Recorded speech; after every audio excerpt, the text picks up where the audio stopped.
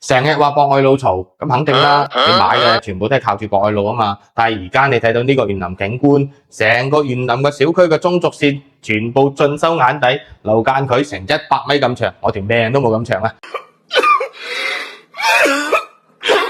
今日同大家介紹嘅係遠洋新天地142方嘅一個4房單位，咁你可以睇翻呢一個開間7.1米嘅開間，將成間屋企嘅一個採光面最大限度咁優化咗。再過翻嚟呢一度，我哋睇下呢一個廚房。廚房嘅話呢，唔好話阿嫂平時煮嘅1日3餐啊，直接煮個9大簋，我覺得一啲問題都冇。如果覺得睇自己小區嘅園林冇咩新鮮感，翻到屋企約個3、5知己喺呢一度沖杯茶、飲杯咖啡，望住出面嘅景觀，簡直係 beautiful 啦！牛逼！平時上班加班累成狗，回到家你就大行走。呢個戶型嘅話，仲會有一啲亮點啊！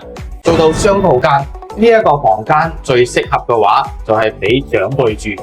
成個戶型3代同堂。整體嘅容納空間絕對係足夠嘅。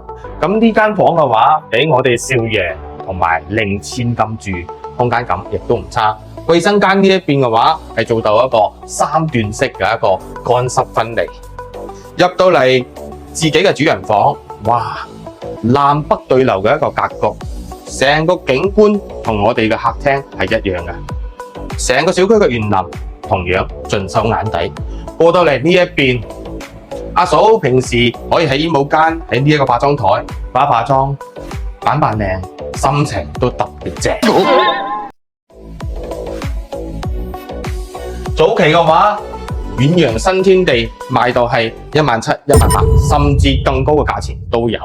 因為遠洋新天地講真一句，佢嘅一個品質亦都係非常之高。